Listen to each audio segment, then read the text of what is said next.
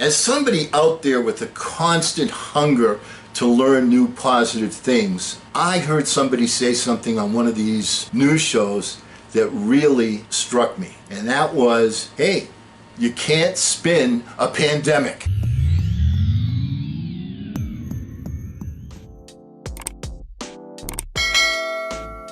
Hello again, everyone. Hello again, everyone. I'm Eli's dad with Project Eli, where we educate, lead, and inspire. And boy, did we just learn that you can't spin a pandemic. First, we started off with, only a couple of people have it, 15 people have it, it's going to go away. All right, we got it under control. All right, we're going to shut it down, the numbers are going down. All right, it's time to open up. Hey, it's time to liberate the state of Michigan. Hey, all of these new numbers that you see, it's because of the testing. Boy, we have the greatest testing on the whole planet.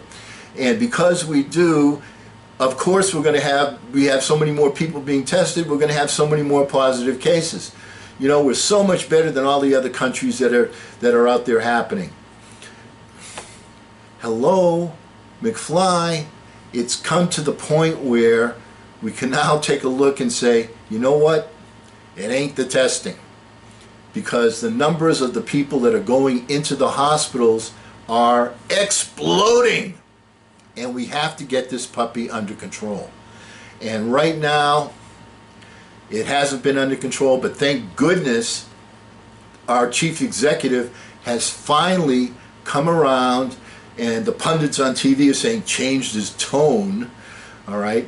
Well, you know, it seems like his heart isn't in it. You know, he's reading it off the telestrator, you know, with prepared things to say, and I, for one, can't help but think it's because people that are running his campaign are saying, you know what, we're running uphill, we got to stop running uphill and we got to start running downhill. And where the country is right now is everybody is focused on this pandemic. They're not focused on statues, they're focused on this pandemic. This is the thing that's front and center right now. So we need to get out in front of this, and we do. We need to get in front of this. And Mr. President, we need to take it a step further. A step further is we now need to say to everybody, you know what? This is a national issue. It's not a local issue.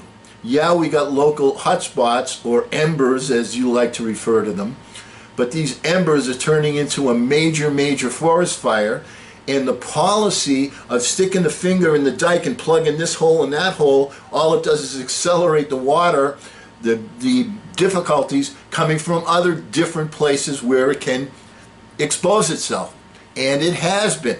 We started in New York, okay? We got New York under control. Now we're looking at, you know, the Southwest, and we're looking at Florida, and, you know, we're pointing fingers and placing fingers and trying to, you know, stop the water from coming out of the dike, but it's not going to happen until we take everything as a complete whole unit and work together.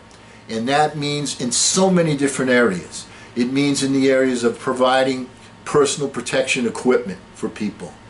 It requires national mandate for people to wear masks. It requires a national consciousness that this thing is not going to go away anytime soon unless we all lock arms together, as the people in New York did, Connecticut, New Jersey, Massachusetts did. But you know what's going to happen? The same thing that happened in California. They had a very quick and outstanding response to shutting things down. But what happened? People lost their vigilance. People became complacent. And when people have that kind of an attitude, what happened? You just need a little bit of a spark that grows into an ember that grows into a forest fire. And that's exactly what's happening out in California. And this virus knows no boundaries. So the fact that it's in California or Arizona, Florida, or wherever, Georgia, all right, is not going to be something that's going to contain it. What's going to happen is it's going to spread, and it's going to spread back to, as an example, the Northeast, where the governors there are saying, hey, you come into our state, you got to quarantine for 14 days. They're very aware of this situation. So how do you solve that from happening? The answer is you do like the other successful countries in the world have done to put an end to it, which is it's got to be a national policy, a national program, all the way from containment with the masks to testing, where we have national testing, and so that we can keep track and we can see where the areas are exploding. This is not, you don't have to be Einstein to see this. You can see that countries like Canada did this, that the European Union countries all did this. I mean, can you remember back when people were talking about Italy and they were showing little clips on the news about the emergency rooms in Italy, and the doctors had to decide, well, this guy's going to live, that guy's not going to live. That same element is happening here. How did they put a stop to it? It was exploding in Italy, that I recall, but they put a stop to it. And they did so by being rigid with the rules, by being vigilant, and by creating the correct mindset, which are all things that we perhaps now are starting to do. It's kind of late, but better late than never. So let's get cracking on this and take care of this particular situation to get it right.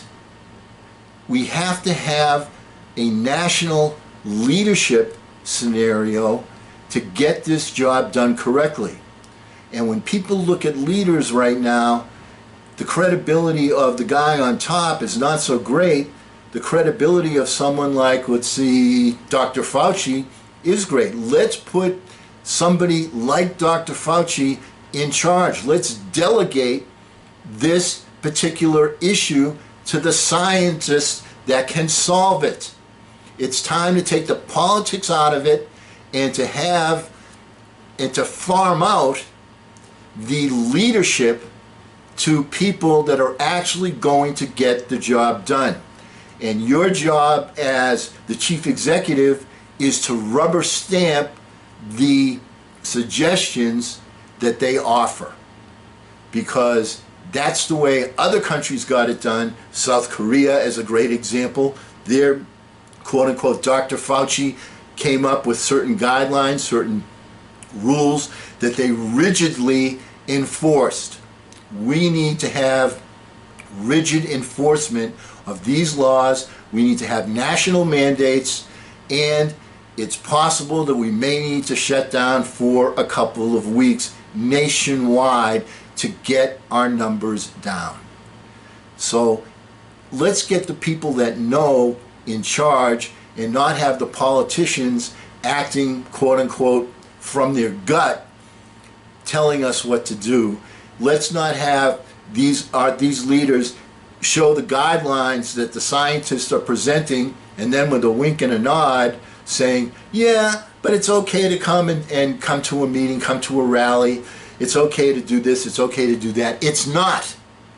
And we need to have that leadership come down from the top, rubber stamping the policies of the national group of people headed by Dr. Fauci or someone of his ilk, someone with his credibility, someone with his knowledge, to make our situation right. That's what other countries have done.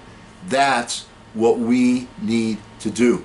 We need to delegate this responsibility, and we need to farm it out to the people that can actually get the scenario solved. And because we will never end a meeting on a philosophical note, let's all get out there and charge! I'm Eli's dad.